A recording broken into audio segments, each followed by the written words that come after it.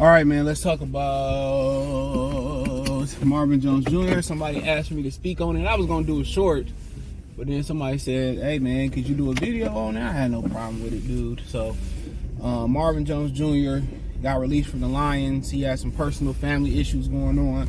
I know I think he lost a child a few years ago, so they just don't ever know. He was the oldest receiver in the league. I think he was on the team for more veteran leadership. That's my opinion on it. But you got Detroit Lions Talk playlist, thumbs up the video, share the video, subscribe to the channel, by the way. I think he was there for more veteran leadership, if anything. But, you know, good riddance. It's hard to say that, bro, but he was terrible. He was just known for fumbling this year. He was older. He really wasn't. He was a really, really good athlete for his size. I mean, he ran a 4.4, but even when, when his heyday, he wasn't a guy that got a lot of separation. He was a guy that was great at a lot of contested catches. I love the original free agent from him from Cincinnati. Big physical receiver, win those 50-50 balls. I mean, he was a really, really good receiver. Good top 25 receiver in his heyday, but this wasn't that no more. You know what I'm saying? He wasn't that no more. It was a waste of roster spot.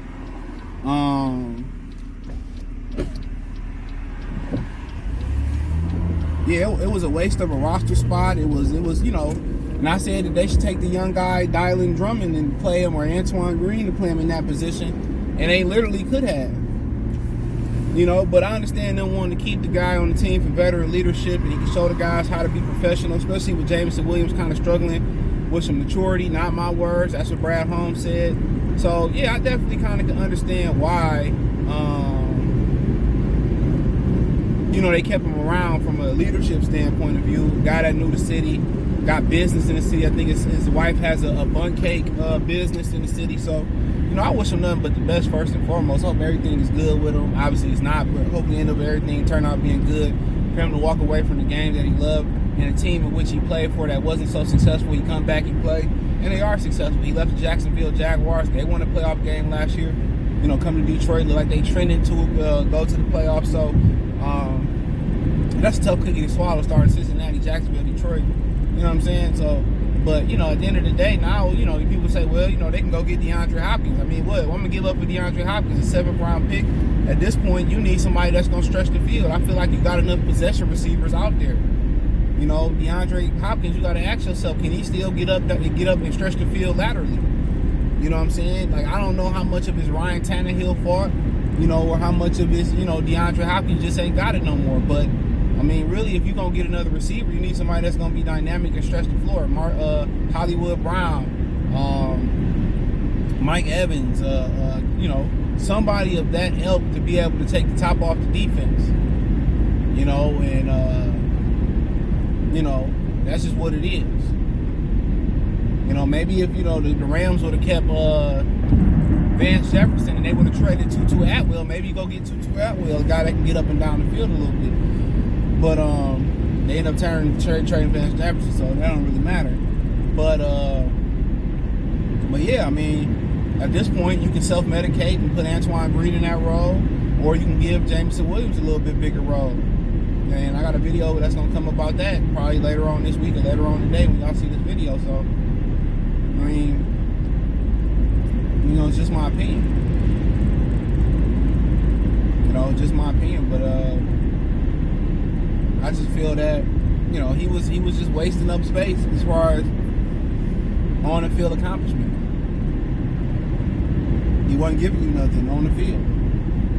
When you could have been getting Dylan Drummond and Antoine Green ready for a bigger field. I mean, like Cleve Raymond, he's a solid receiver, but he's not a receiver that's going to be somebody that you can rely on to catch 5 balls a game. Pause. That's just a fact. You can't rely on him. They gonna something on TV. Can't rely on him. So, like I said before, Antoine Green, I don't know what he practicing like, or how much you can rely on him or you can't rely on him, but they got to figure it out. Antoine Green, that preseason game with that catch, I don't know, it's preseason, he looked pretty explosive. Or you put Jameson Williams and give him that role. give him a true number 2 role on the outside. You know, that's just what they gonna have to do. You know, if they don't want to go trade no draft compensation, because, you know, y'all talking about, oh, you need to trade for this guy, that guy, win right now, live in the moment. Come draft time, you trade all them picks, and you ain't got no picks. Y'all gonna be looking salty. You know, I mean, obviously the NFC is wide open right now. You know, Brock Purdy just came down with a concussion. You know, so the NFC literally right now is wide open. So, you know, you can make a move and push for it, and, you know, then you make sure you be crying when you ain't got no draft pick, but you got a bunch of money in free agency. But is people still gonna want to come to Detroit? Is the question.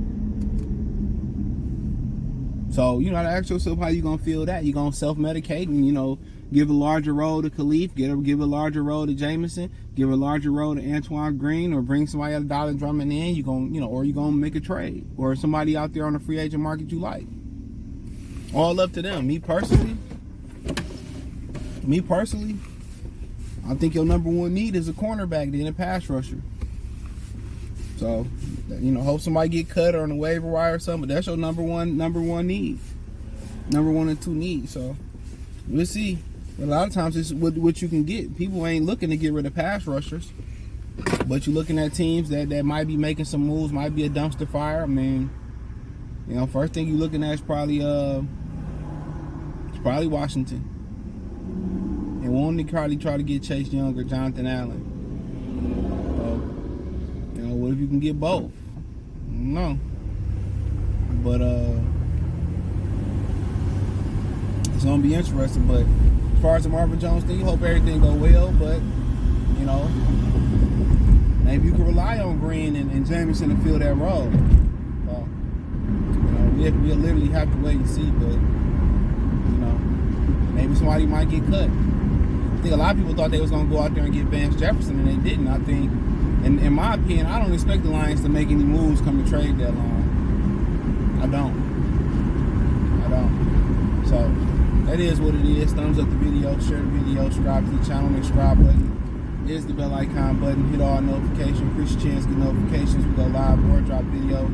Financially, want to support the channel, Cash App, $CJ313. Venmo, CJ313, PayPal link in the description. Hit the link tree, find me on Twitter, Instagram, Spotify, Cash App, Venmo, PayPal. Appreciate the love and support. Check out Detroit Lions Talk playlist for more videos like this. Wish Marvin Jones Jr. the best in his endeavors and whatever he chooses to do in this football career.